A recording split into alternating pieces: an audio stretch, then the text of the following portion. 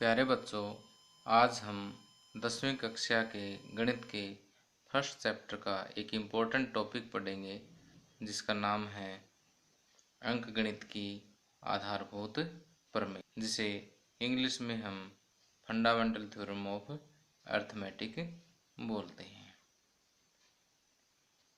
मान लीजिए कि हमारे पास एक भाज्य संख्या 210 है। इसे हम अभाज्य संख्याओं के गुणनफल के रूप में व्यक्त कर सकते हैं। 2 एकम 2, 2 पंजे 10, 3 3 9, 3 पंजे 15, 5 7 35। तो हम 210 को लिख सकते हैं, ये एक भाज्य संख्या है। इसे अभाज्य संख्याओं के गुणनफल के रूप में 2 तिये 6 5 30 7 210 के रूप में लिख सकते हैं। तो अंकगणित की आधारभूत प्रमेय का पहला हिस्सा यही कहता है कि प्रत्येक भाज्य संख्या को अभाज्य संख्याओं के गुणनफल के रूप में लिखा जा सकता है। दूसरा पार्ट जो है इस थ्योरम का, वो ये कहता है कि यदि हम इसके क्रम पर विचार न करें, अर्थात कि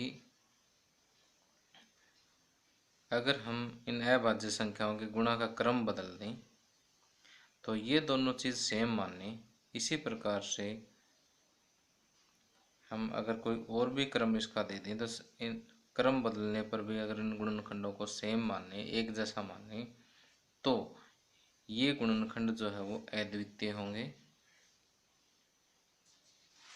अर्थात किसी भाज्य संख्या को अभाज्य संख्याओं के गुणनफल के रूप में लिखने की एक और केवल एक ही विधि होगी, यदि इसके क्रम पर हम विचार ना करें। तो औपचारिक रूप से हम अंकगणित की आधारभूत प्रमेय की परिभाषा दे सकते हैं। प्रत्येक भाज्य संख्या को अभाज्य संख्याओं के गुणनफल के रूप में लिखा जा सकता है तथा यह गुणनखंड अभाज्य संख्याओं के आने वाले क्रम के बिना अद्वितीय होंगे। अर्थात कि उसे अभाज्य संख्याओं के गुणनफल के रूप में लिखने की एक ही विधि होगी, जब तक कि हम अभाज्य संख्याओं के आने वाले क्रम पर कोई विचार नहीं करते। आगे उदाहरण 5, संख्याओं 4 पावर n पर विचार कीजिए, जहां n एक प्राकृत संख्या है। जांच कीजिए कि क्या n का कोई ऐसा मान है जिसके लिए 4 पावर n अंक शून्य अर्थात 0 पर समाप्त होता है। इसका हम हल करते हैं। यदि n के किसी मान के लिए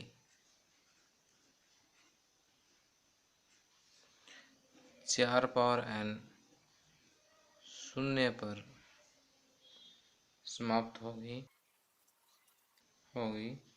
तो वह 5 से विभाज्य होगी। मान लेते हैं कि n के किसी मान के लिए 4 पावर n अगर शून्य पर समाप्त होगी तो वो 5 से विभाज्य होगी। अर्थात 4 पावर n का एक गुणनखंड 5 होगा। लेकिन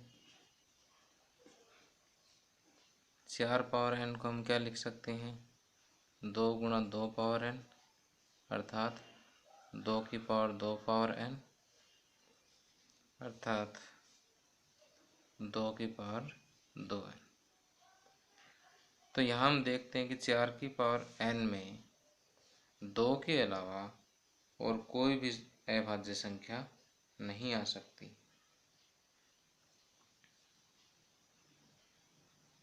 यहाँ हम देखते हैं कि 4 पावर n के अभाज्य गुणनखंडों में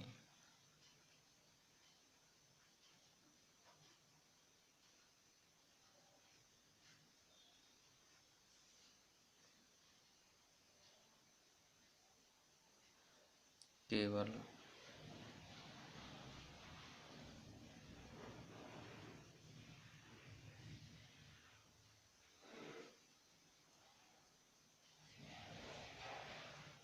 अभाज्य संख्या 2 ही आ सकती है।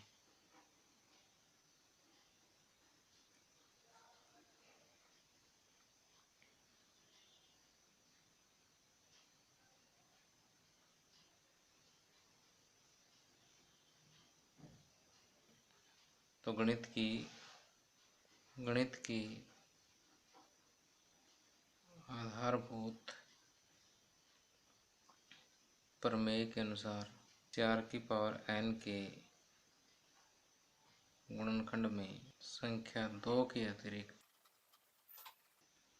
अन्य कोई गुणनखंड नहीं, अतः ऐसा n का कोई मान नहीं है।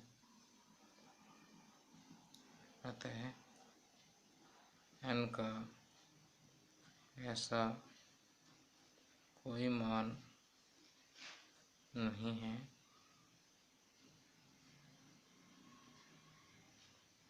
जिसके लिए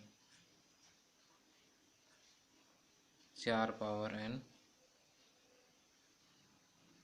अंक 0 पर समाप्त हो।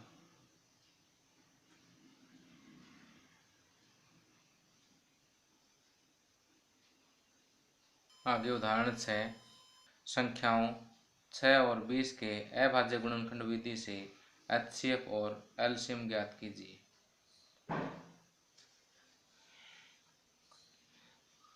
यहाँ हमें 6 और 20 का HCF और LCM ज्ञात करना है। HCF को हमने हिंदी में महत्तम समापवर्तक तथा LCM को लघुत्तम समापवर्तक के नाम से पढ़ा है। अब 6 और 20 का HCF या LCM निकालने के लिए हमें पहले दोनों के गुणनखंड करने होंगे। 6 के गुणनखंड 2 तिये 6, तो 6 को हम लिख सकते हैं 2 गुणा 3 या 2 की घात 1 3 की घात 1, क्योंकि 2 भी एक बार है और 3 भी एक बार। इसी तरह से 20 के अगर हम गुणनखंड करें तो 2 दाएँ 20, 2 पाँचे 10, तो 20 बराबर 2 गुणा 2 गुणा 5। 2 कितनी बार आ गया? 2 बार। तो 20 को हम लिख सकते हैं 2 की घात 1 और 2 गुणा 5। अब यहाँ देखिए उभयनिष्ठ गुणनखंड क्या है? 2, और 2 की छोटी घात क्या है? यहाँ घात 1 है, यहाँ 2 है, तो दोनों में छोटी घात 1 है। तो उभयनिष्ठ गुणनखंड की सबसे छोटी घात क्या होती है? HCF होती है। तो हम लिखेंगे 2 पावर 1 प्रत्येक उभयनिष्ठ अभाज्य गुणनखंड की सबसे छोटी घात है।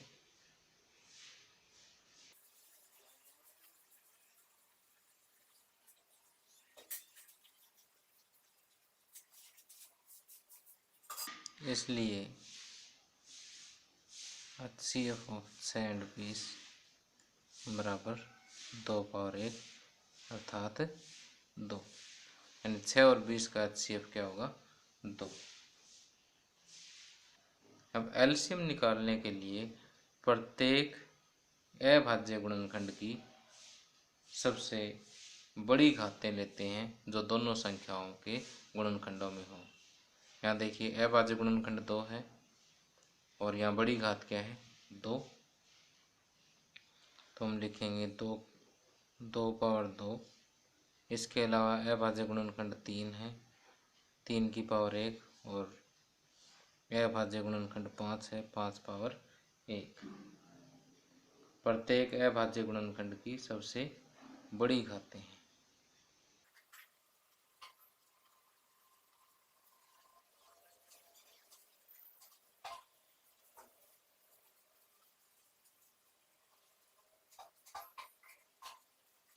इन्हीं बड़ी घातों का जो गुणनफल है वही क्या होगा? 6 और 20 का LCM होगा। इसलिए LCM ऑफ 6 और 20 2 की पावर 2 गुणा 3 पावर 1 गुणा 5 पावर 1,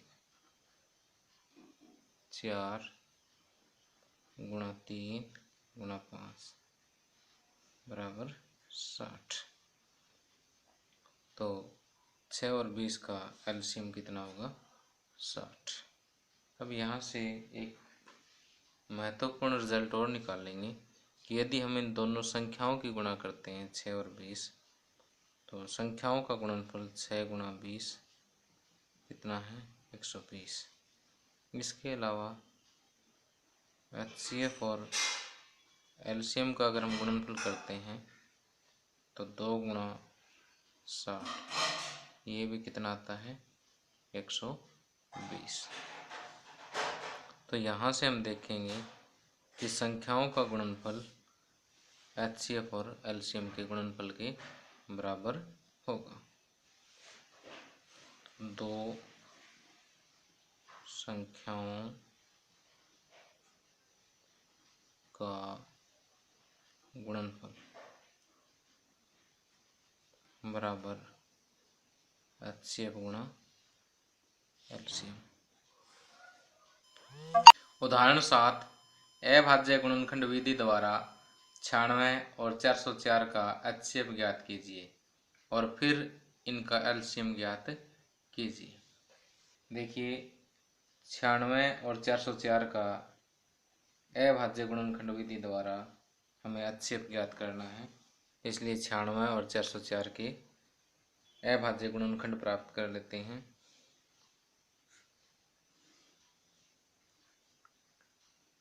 2 चौके 8, 2 8 16, 2 दूनी 4, 2 चौके 8, 2 एकम 2, 2 दूनी 4, 2 छिके 12 और 2 तीन।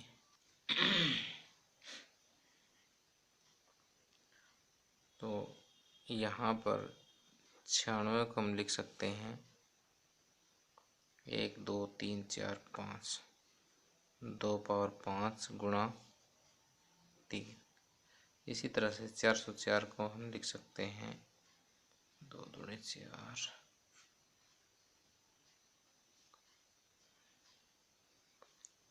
404 को लिख सकते हैं 2 पावर 2 गुणा 101। तो यहाँ देखते हैं कि उभयनिष्ठ गुणनखंड कौन सा है? 2, और उसमें छोटी घात क्या है? 2। तो 2 पावर 2 प्रत्येक उभयनिष्ठ गुणनखंड की सबसे छोटी घात है।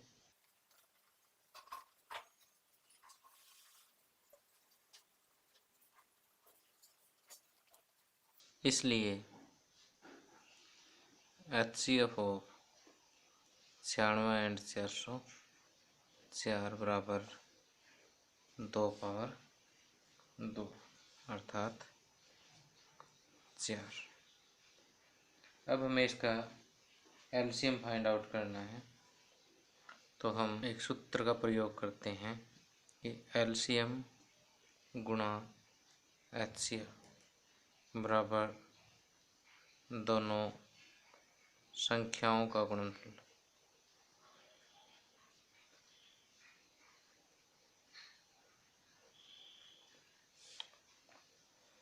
अब एलसीएम हमें फाइंड आउट करना है, तो हम लिखेंगे दोनों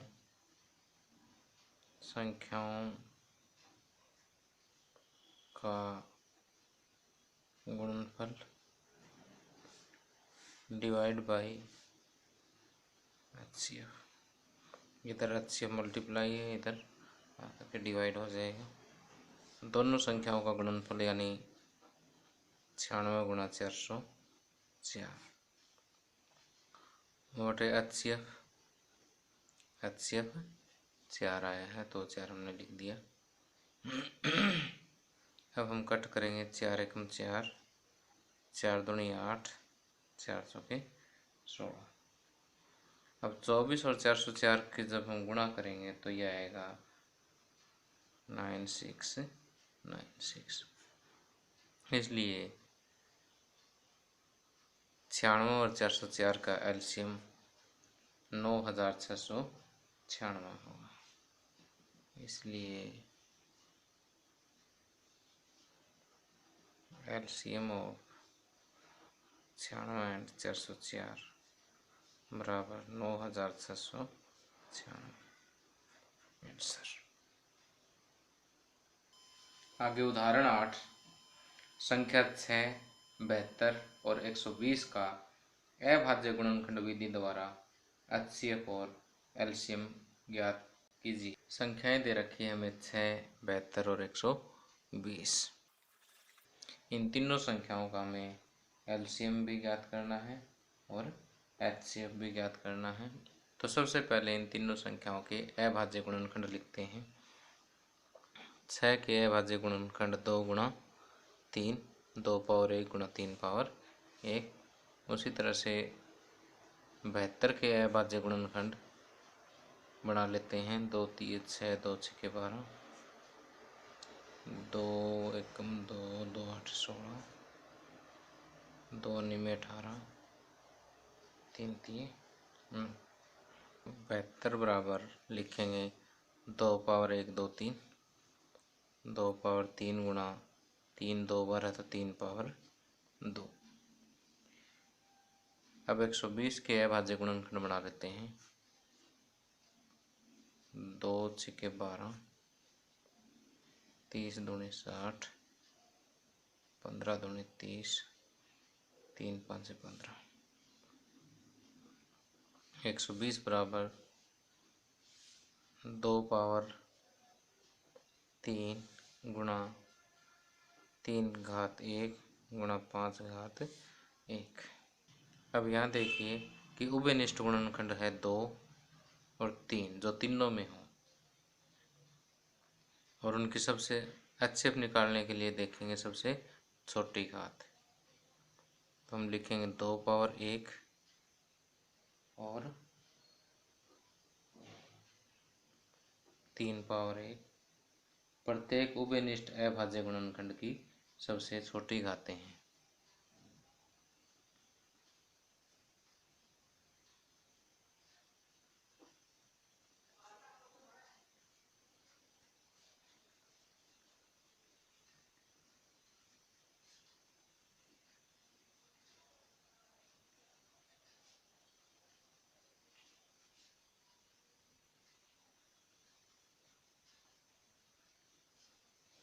अतः एचसीएफ ऑफ 6, 72 और 120 का एचसीएफ किसके बराबर होगा?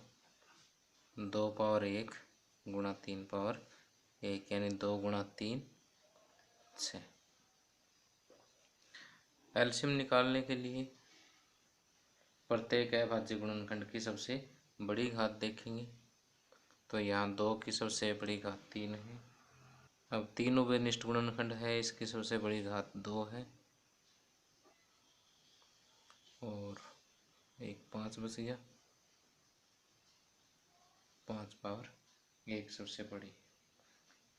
तो 2 पावर 3, 3 पावर 2 और 5 पावर 1 प्रत्येक अभाज्य गुणनखंड की सबसे बड़ी घातें हैं, जो तीनों संख्याओं से संबंध है।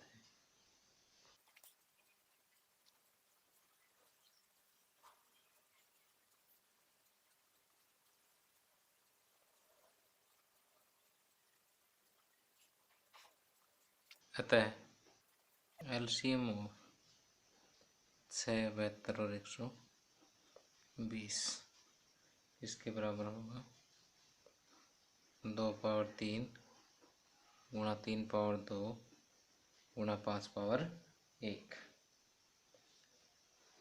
2 दूनी 4 दूनी 8, 3 3 9 गुणा 5, 8 9 72। 72 को जब 5 से गुणा करेंगे तो यह आएगा 360। लेकिन यहाँ से अगर हम एक बात और चेक करें कि 6, 72 और 120 की अगर आप गुणा करोगे तो ये 360 के बराबर नहीं होगी। तो इसका मतलब तीन संख्याओं का गुणनफल उनके एलसीएम और एचसीएफ के गुणनफल के बराबर नहीं होता।